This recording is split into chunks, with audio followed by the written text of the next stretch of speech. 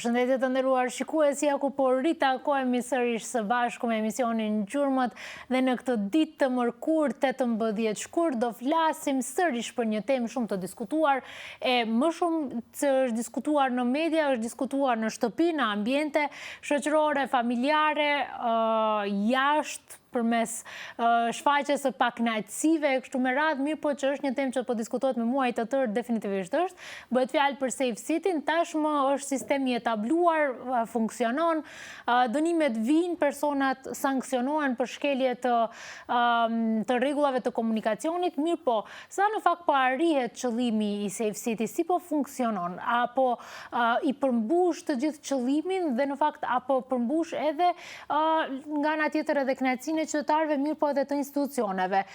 Ku i kemi mangësit për gjitha këto, ne do flasim me ekspertin e komunikacionit, cilin ne kemi këtu në studio, është Agim Neziri së bashku me ne, mirë se na erdhët. Faleminderit për ftesën, mirë se u gjej. Pikës pari ju falenderoj juve personalisht, mediumin tuaj, me të vërtet keni interes maksimal. Dhe nga Tetova ju sjellni një përshëndetje shumë të ngrohtë. Faleminderit shumë, unë do e filloj bisedën duke thënë që ju për shumë vite jepni mësim në sferën e komunikacionit, kështu që më thoni pak sa ka ndryshuar që nga fillesat e karrierës suaj deri tash, rregullat në komunikacion, çësia në komunikacion. Shikoni, nëse diskutojmë për fazat e para, patjetër se çdo fillim është i rëndë, më kuptoni. Mirë po, me kalimin e kohës gjërat përmirësohen, por përsëri problemi ngel në infrastrukturë. Për arsye se shteti si shtet shumë pak ka investuar në infrastrukturën, veçanërisht në infrastrukturën rrugore, e po mu diskutojmë për komunikacionin si lëmi, e cila është me të vërtetë një lëmi shumë interesante. Në fakt nga fundi bisedës do i rikthehemi edhe pak profesionit tuaj, mirë po, Safe City-n, nga momenti i parë kur u njoftua si diçka e re e cila po sillet, nga këndvështrimi juaj si ekspert, si e vlerësuat? Kështu, në nëntor, kur isha prezent në edimin tuaj, unë shumë i qartë thash se ky proces është i shpejtuar. Tendenca ishte që të fillohet në janar. Unë edhe atëherë potencova se koha është shumë e shkurtër, nuk ka shans.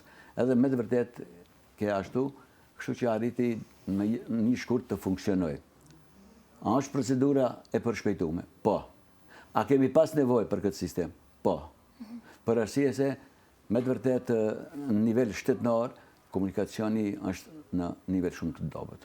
Dhe jo rastësisht themi se shumë dobët vëzitet në krejt nivelin shtetënor.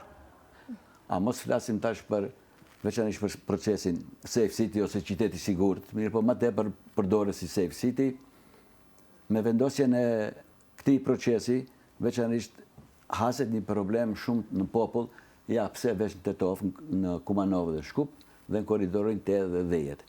Mirë po, besoj se me kalimin e kohës, efekti do të tregojë rezultatet e veta.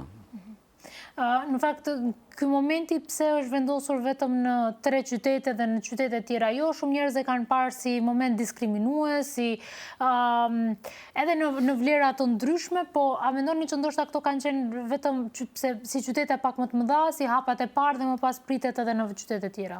Shiko, përgjegjja e tyre është se gjoja në këto 3 qytete, në Shkup, në Kumanov dhe në Tetov, bazohen në bazë të aksidenteve, në bazë të ngjarjeve që kanë ndodhur, dhe mirë po, në popullat, por edhe të ne, si profesor, ekziston një dishimi. Dhe tash flitet se shumë shpejt do të fillojë të funksionojë në Ohër dhe Struga, më kupton? E pse mos funksionojë në disa qytete tjera? Mos përmendim qytete tash. Mirë po, këto gjelon krejt politikës njerëzve të cilët paguajnë me për ata.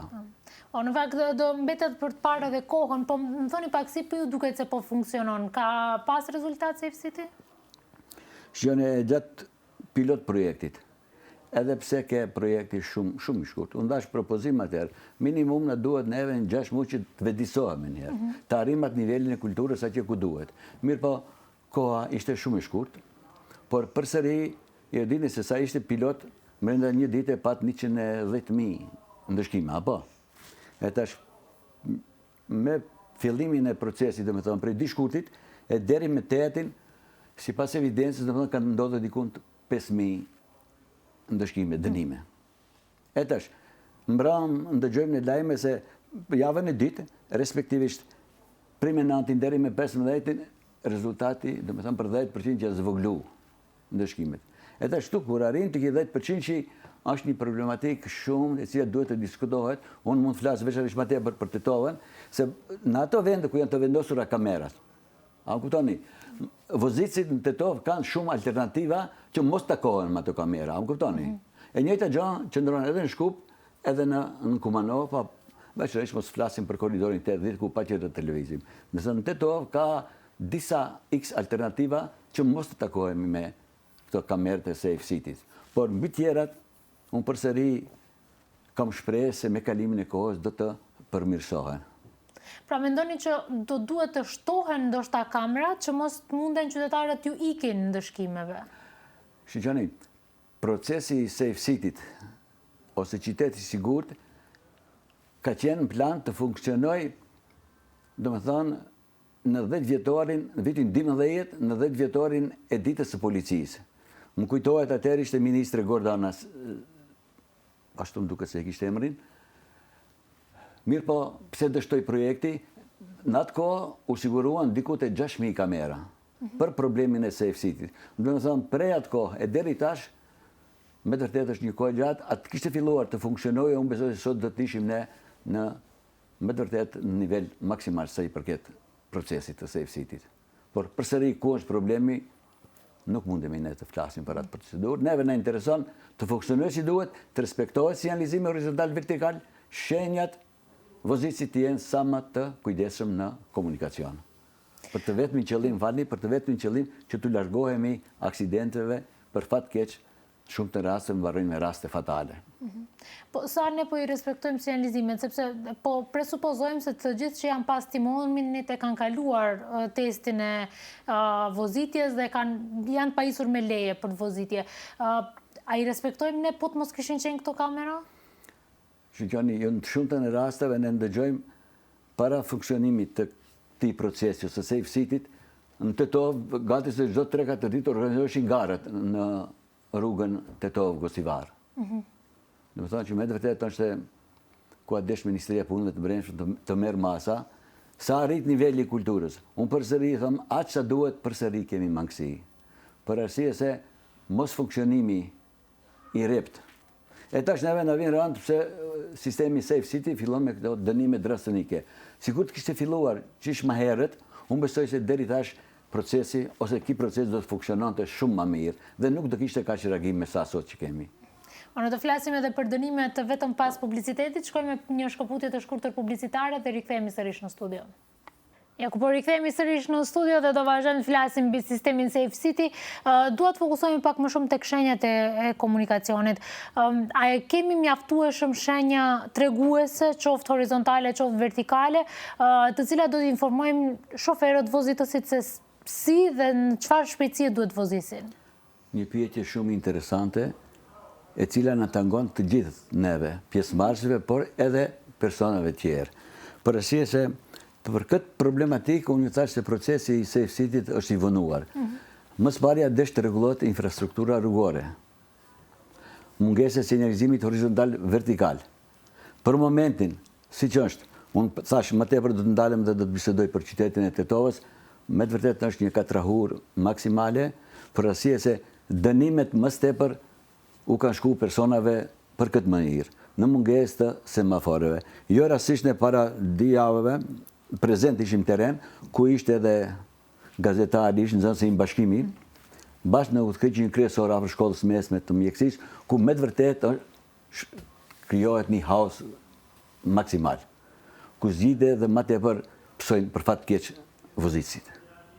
Për arsye se këtu mungesa e shiritave rrugore, një, e dyta, faktor numër 1 këtu është mungesa e semaforit ndihmës, i cili shkakton shumë problematike, një, dhe e dyta, ku më tepër ka pas dënime, në krahasim me këto 3 qytete dhe korridorin 8-10, vërejtje që kanë pas drejt në bazë të Ministrisë Punëve të Brendshme të reagojnë vozicit, diku te, nëse zgaboj, 22.434 dënime të cilat janë anuluar, domethënë, kanë hasë se me të vërtet Safe City ka qenë gabim.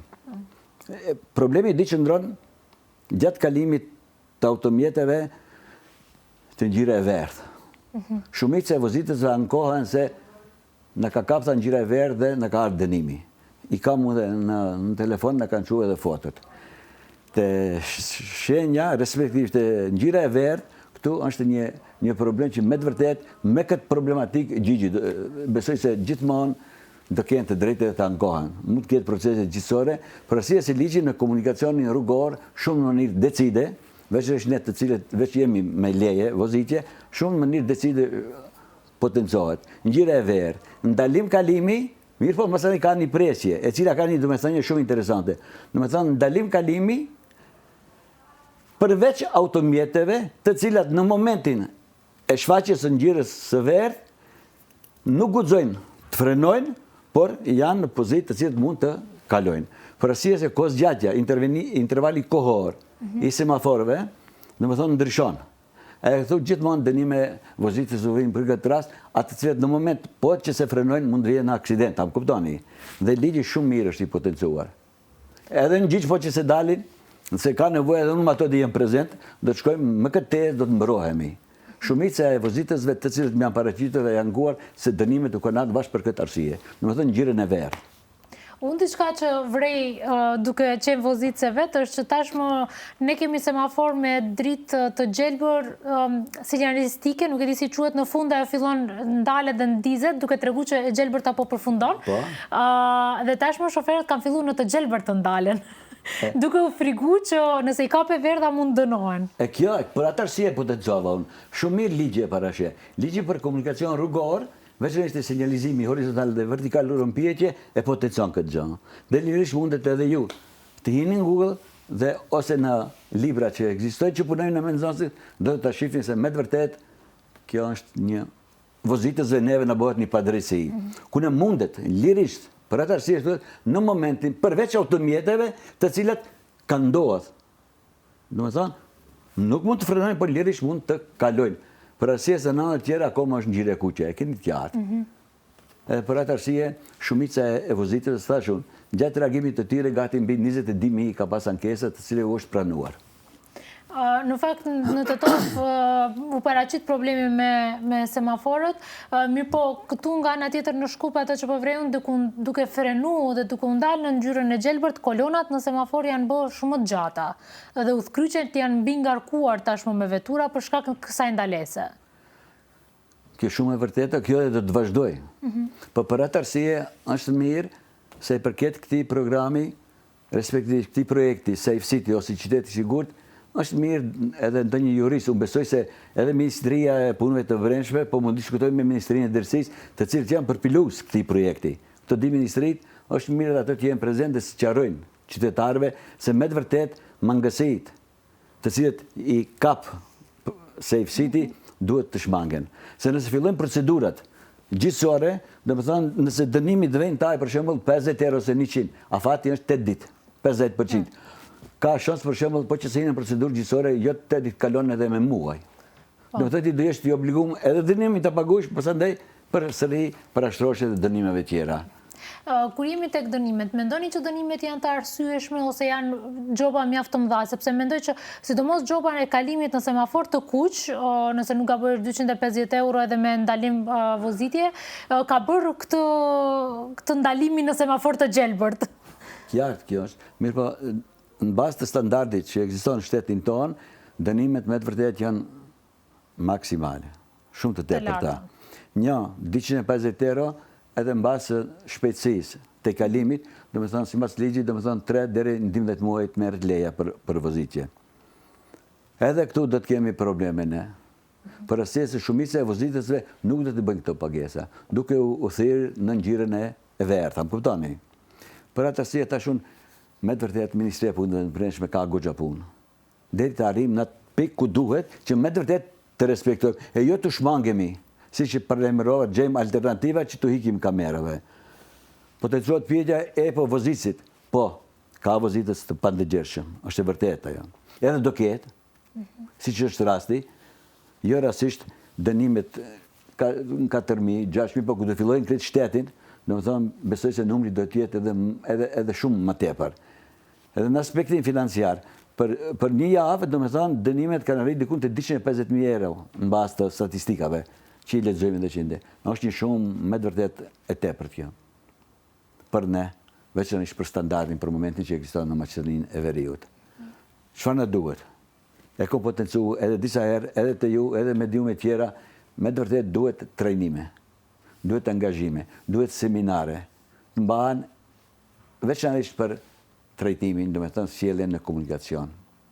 Në fakt, duke që nga momenti kur filloi zbatimi i safesetit në fillim të shkurtit, kishte edhe pak kënaqësi nga banorët, nga qytetarët të ndryshëm të cilët filluan edhe bënin protest për shkak të marrje, konfiskimit të veturave për shkak të qarkullimit pa leje, mos sigurimit të veturave kështu me radhë. Sa e kemi ne vetdijen e ngritur që në momenti kur nuk kemi leje të vozitjes të mos vozisim, dhe t'i sigurojmë me kohë dhe me rregull veturat. Gjoni, këto paraqitet edhe një problem, përveç asaj se nuk kanë drejt, shumica e vozitësve drejtojnë automjetet edhe me libres të automjetit të skaduar, që është me të vërtet një problematik shumë e madhe të na. E kush e bie këtë e bie këtë gjendje e dobët ekonomika, më kuptoni. E tash vozitësit, a janë fajtor, po, drejt çfarë shkalle, a duhet të me të vërtet të vedisohemi, por me të vërtet përsëri bara kryesore në angel neve, duke pas parasysh se me të vërtet infrastrukturën rrugore në nivel shtetënor ne kemi në mënyrë katastrofale. Unë thash, bisedoj edhe në Kumanov kemi has, pa edhe këtu në Shkupi e dini se me të vërtet infrastruktura, bile këtu në Shkup është pak më e mirë. Kënen të tof jemi me të vërtet në gjendje haotike. Veçanërisht në këto vende ku janë vendosur kamerat, këtu është gjendja alarmante. Edhe duhet, unë besoj se Ministria e Punëve të Brendshme në bashkëpunim me komunën dhe sektorit tjerë, sektori për komunikacion të top, të gjejë një zgjidhje, se me të vërtet është problem shumë i madh, problemi i safesetit. Në fakt është bërë kokçarje, le të themi, po është bërë më tepër presion ndaj qytetarëve, apo është bërë si ngarkesë dhe stres, apo është një mënyrë jetese, le të themi kjo? Shiqoni, jo rastisht edhe potencova unë, sikur të kishte filluar para dhe 12 viteve të funksionoj, unë përse sot nuk do ishte problem. Një, e dita, që është problemi më i madh në momenti kur bëhet gabimi, vinë dhënat. E tash, sipas disa ligjeve që ekzistojnë, të drejtë, do me thënë, numrat janë të ndaluara të përhapen, veçanërisht numrat am kupton. Dhe për atë arsye duhet të shkohet në sistemin që është në Zvicër, ku me automatizëm të dhënat ju vinë në adresë, në shtëpi, edhe me foto. Do me thënë, e jo këto të vinë SMS-et, unë për shembull këtu kam dhe shembuj shumë konkret, ku shenje e kufizuar, 50, i ka shku, e kam edhe këtu në foto, lirisht mundet edhe kamerët të vërtetojnë, i ka shku dënimi 15 euro për arsye se ka vozit në 23. Am kuptoni, do me thënë, gabim teknik është te kamerat, te sistemi i montimit. Do me thënë, shenja e kufizuar 50, vozit si të vinë dënimi 23. Po, e kam edhe me argument, mund të argumentoj lirisht, duhet kohë sa të përmirësohen, të shmangin gabimet, dhe besoj se me kalimin e kohës, me njerë jo. Por, a do paraqitet problem në nivel shtetënor? Po, kur do fillojë në krejt shtetin të funksionoj, unë besoj se do të qele shumë punë, edhe gjigje do të kenë shumë punë, apo Ministrinë e Punëve të Brendshme më diskutojmë. Po, ju po thoni nëse do të kishte fillu para 10 viteve, sot s'do të kishim problem. A nënkupton që kjo që pas 10 viteve, në 2036, neve që më do jemi të adaptuar me këtë sistem dhe do jetë për diqëmëri? Po, unë besoj se gjeneratët e reja që rinë. Unë besoj se ato janë në të sistem dhe do të vedisohen, do të respektojnë, por mbi tjerat, nëse nuk respektohen rregullat në komunikacion, kur dihet se 3 faktorët kryesorë që të kemi në komunikacion të sigurt është vozitja, automjeti dhe rruga, unë besoj se njëra pa tjetër nuk shkojnë. Nëse këto 3 faktorë i kemi në nivel si duhet, unë besoj se do të arrijmë qëllimin. Reagimet të ndryshme ka edhe për rrugët, sepse në Shkup mund të hasësh lirisht në rrugë me 3 korsi, rrugë e gjerë, hapësirë mjaftueshëm për të vozit, mirë po e ke ndalesën në 50 km/h, edhe shumë vozisës din të ankohen të thonë, po si të vozisim ne në 50 këtu, kur në këtë rrugë mund të lirisht vozisësh edhe 70 mund të jetë kufizimi. Nga një ekspert, pse është e rëndësishme që t'i respektojmë këto kufizime? Pse këto kufizime janë pikërisht aq sa janë të venduara? Shihoni këtu, unë besoj se do të pajtoni edhe ju me mua, këtu shumë rol luan kultura e vozicit. Për arsye se rastin fundin e kemi rastin e Frosinës, sa më kupton. Në Vizbardh, shenja e gjelbërt, vajza mbaron rasti tragjik, vozicin në gjendjen e dehur, do më thënë përsëri këtu na duhet, do më thënë me një fjalë na mungon neve kultura në komunikacion. E tash, kur është fjale për 50, në një rënë shumë mirë, më në anën tjetër unë besoj se do të rritet edhe më tepër ndoqja e ambientit. Duke pas parasysh se vjetërsia automjeteve në nivel shtetënar këtu është diku 20 vite. Standardi jonë nuk na lejon që krejt të furnizohemi me vetura hibride, apo? Kështu që përsëri do të vijë nga njëra anë, duhet këndej të respektojnë 50, nga ana tjetër vinë deri te ndoqja e ambientit. Për shkupin mos flasim kur problemet e njëjta i kemi në Tetovë. Pikërisht në fakt ndotja e ambientit, sidomos kur ftohet koha dhe vjen dimri, është kryefjalë në tërë vendin. Përmendet 50 kufizimin, tashmë e dim që kemi tolerancë në kilometra, varësisht për sa bëhet fjalë, kemi edhe tolerancën. Pra nuk na kap nëse ne vozisim 51 km/h. Mendoni që kjo tolerancë e cila parashihet është e mjaftueshme? Kështu tash, edhe këtu ka një përgjigje shumë e saktë. Për arsye se vetë automjetet, fabrika që i prodhojnë automjetet, gjatë montimit, ato vetë në mënyrë automatike dhe çdo veturë ka edhe çdo shtet edhe tolerancën. Domethënë maksimumin e ka deri në 3 km/h është toleranca, vetë automjetit. Përsëri mbasandaj vendime që i merr çdo shtet, për arsye se toleranca çdo shtet nuk është e njëjtë. Diku është 6, diku 7, për shembull Hollanda është 7, Franca 5, 6, edhe llogaritet edhe ajo. Mirë po kene ka ndodhur që atë tolerancë nuk e marrin për momentin.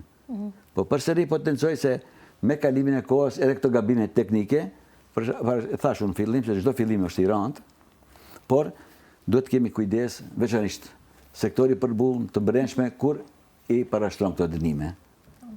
Një gjë për cilën është diskutuar mjaft janë tabelat informuese që vetura juaj po incizohet. Kemi mjaftueshëm shenja të kësaj lloj sinjalistike apo na duhen ende? A kemi në çdo vend ku na paralajmëron paraprakisht që ne do fotografohemi dhe incizohemi? Ka në disa vende, po për fat keq edhe atje ku janë vetëm në gjuhën maqedone. Për fat keq më ta potencoj, kam edhe nëse ka nevojë, edhe tash kur arrita prej Tetove, edhe besoni se veç për atë rastisht i kam incizu, edhe lirisht mund kamera cila është nuk e di, ta shes se domethënë është vetëm në gjuhën maqedone. Në hyrje të Shkupit i kam marrë me radh fotografitë. Domethënë në Tetovë po i kemi në gjuhën shqipe, po për fat keq këtu në hyrje të Shkupit i kom has vetëm në gjuhën maqedone. Atë duhet përmirësohen, pa tjetër. Duhet të respektojmë ne ato ligjet dhe ato standarde, mirë po përsëri thash unë, këto punë nuk na takojnë neve, ka persona të cilët paguhen, marrën rrogë prej popullit për t'i rregulluar çështjet. Ne përmendëm të dhënat personale, ju si mësimdhënës, po edhe si qytetar, mendoni që jeni mbrojtur përmes mënyrës se si shteti ka zgjidhur të shpërndaj dënimet? Nëse shteti funksionon si duhet, se shteti kur don të dhënat i ka atje. Mirë po, mënyra e shpërndarjes. Këtë mënyrë është besoj se pak problematike. Por atë arsye po të xhavo se në perëndim dhënat ju vinë direkt në shtëpi. Edhe me foto, a këto vinë veç mënyrë të shkruar, SMS-i. Patëm një debat ne kene, ishte problematika se çfarë ndodh për shembull me ato të cilët nuk s'kam të telefon, s'kam email adresë. Edhe pse në kohën e sotit edhe fëmijët janë të furnizuar, mirë thotë s'kam. Ligji thotë se në moment edhe pata fat kufizuar se duhet paraqitemi në qendër për kontrollim teknik, që t'i japin dhënat, mirë po ka persona që thotë s'kam telefon. Ne të mapes do të shteti telefon, unë nuk ka problem do va jap. Edhe kjo problematikë duhet zgjidhet. Për atë arsye është mirë që dhënat, të cilat i merr Ministria e Punëve të Brendshme, shkojnë në adresë të duhur. Kjo është një problem ku me të vërtet dhënat personale, edhe pse me ligj janë të ndaluara, apo?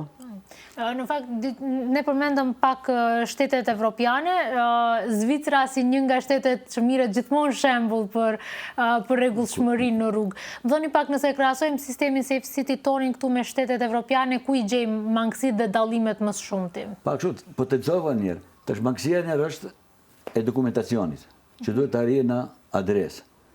E dita, korrigjimi, këto tolerancë duhet merren parasysh.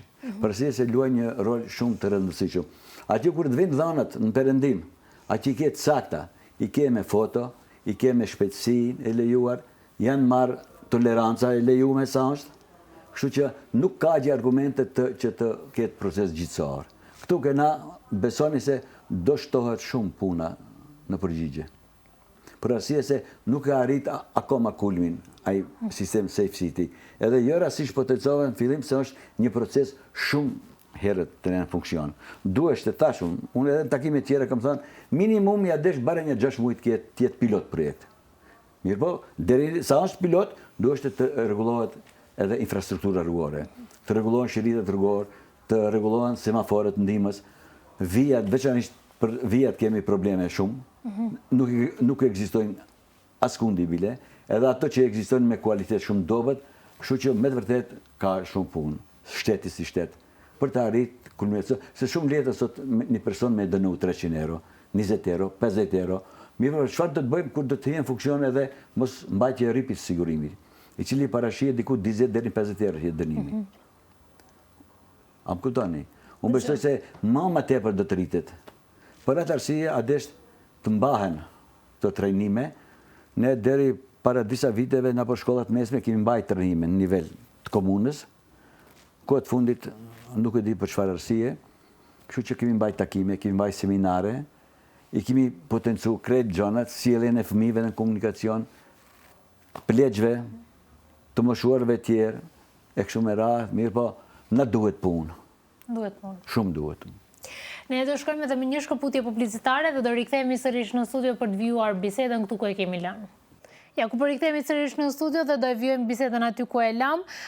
Mua më intereson shumë që nga pilot projekti, mirë po edhe nga zbatimi tani në shkurt, nxënësit si e kanë prita, a janë shtu pyetjet ndaj juve me fillimin në funksionim të Safe City-t?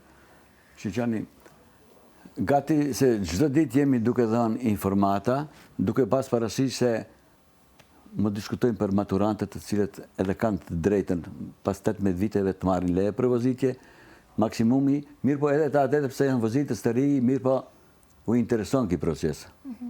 Edhe janë të interesuar. Mirë po çfarë ndodh? Ato më tepër tash dënohen për arsye se drejtojnë automjetet mbi 77 kW, domethënë mbi diku 104 kol fuqi, e që ju pengon më tepër. Na dënojnë për këtë arsye.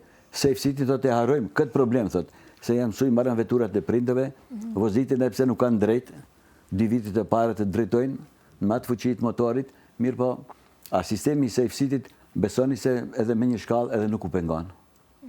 E pranojnë sfidën, është mirë po, të gjenerata tjera, për arsye se ne që jemi pak më shumë, jemi mësu pak një edita të shfrytëzojmë shoqërinë, t'i kapim telefonat, e më dënun, andej, këndej, besoj se Arinia është interesuar dhe e përkreh këtë projekt. Për arsye se thashun, me kalimin e kohës, unë besoj se gjeneratat që na vinë mbas, unë besoj se do ta kenë të gatshëm projektin dhe do të vazhdojnë. Ndoshta do e pranojnë shumë më shumë kur do jenë ata gjenerata që do i shohin prindërit duke vozit me kujdes dhe më pas ata do bëhen shoferë të kujdesshëm. Shumë e saktë, ne kemi rast konkret për shembull në kohën kur na vinë mërgjimtarët, çfarë sjellje kanë, edhe fëmijët e tyre. Do të thënë respektimi. Edhe pse disa në moment që kalojnë kufinin, hinë Maqedoni edhe më mendoj se janë liru, mirë për shumica e të rive i respektojnë. Veçanërisht unë kam lakmi edhe fëmijëve shumë vegjël, për arsye se edhe shumë antar të familjes i kam jashtë. Atë moment fëmijët me automatizëm hinë veturë e vendan rripin e sigurimit. A ke ne për fat keq ne vozitësit, pa edhe ato bashkë kemi, a për ripat e sigurimit pas mos flasim që nuk përdoren hiq. Si mos qenë aty. Jo, jam bë krejt pluhur, besoni. Duhet ndalen pak tek shkolla në cilën ju jeni dhe të sistemi, sepse në fakt ju i përgatisni, le të themi kështu, edhe ekspertët, po edhe ata që më shumë ti ka njohuri për trafikun. Drejtimi juaj është në trafikun rrugor. Sa është bërë më e lehtë për të mësuar këtë drejtim dhe ndoshta sa më shumë është bërë sprov? Shqyqani në qendrën tonë shkollore, edhe pse prej vjetë jemi shkollë shtetërore, funksionimi i drejtimit të sistemit të komunikacionit në mundsoj që ne edhe në suazat shkollës kemi edhe autoshkollën tonë, të cilën për fat mire kontrolloj edhe une, i mbajmë ligjeratat edhe në gjuhën Shqipe edhe në gjuhën Maqedone, kështu që në di aspekte, më thonë, nxënësve u jemi në disponim. Njëra në aspektin praktik, a në aspektin teorik, dhe më thonë, diheri përsërisim dhënat, që me të vërtet në dalin vozitës nivelit si duhet. Ta është besojmë ata që janë në autoshkollë në proces të marrjes së lejes s'kanë më problem me shpejtësinë. Se ata s'duhet të i kalojnë 40-shin, apo? Jo, atë regula i respektojnë, ato veç të cilët janë të furnizuar me leje dhe vozitje, unë besoj se kam bëjë edhe ankete, i komplet gati se në çdo klasë, deri sot nuk kemi hasë që të kenë dënime. Që do të thotë se me të vërtet të rinia, vedisimi, ma tepër kemi ankesat të ne që jemi më të më shumë. Që me të vërtet mendojmë se akoma jemi në sistemin ajse dhe fshinje dikush dënimin. Më thoni pak, sa është i rëndësishëm ky drejtim në shkollën tuaj, por edhe më gjerë? A do duheshte që nxënësit të inkurajohen të regjistrohen në këtë drejtim? Në qendrën tonë shkollore, drejtimi ka filluar të funksionoj pre vitit 97-98 funksionoj. Interesimi është maksimal. Besojnë gjeneratet e para kur kemi fillu, liq ishte që të pranohen me 500. Gjeneratën e parë kur e kemi regjistruar, dhe më thonë kemi pas një klasë gjuhën Shqipe në gjuhën Maqedone, 55 në zonës. Mirë po, me kalimin e kohës, jo se nuk ka interesim, mirë po shpërngulja, e cila me të vërtet në shkakton një problem shumë të madh. Duke filluar për shkollës fillore, të mesme, mbasani trajtohet te na, e mos flasim edhe në studimet e larta, respektivisht në fakultete. Para se të fillojmë me bisedën, ju më thatë që shumë të ri vinë, pavarësisht shkollës mesme që e kanë kryer diku tjetër, vinë edhe marrin ekspertizë këtu te ju për dalja shtetit. Për arsye se ne funksionon, jemi shkollë profesionale dhe funksionojmë me 13 profile të ndryshme, domethënë kemi një interesim shumë të madh për nxënësit të cilët kanë mbaruar gjimnazin.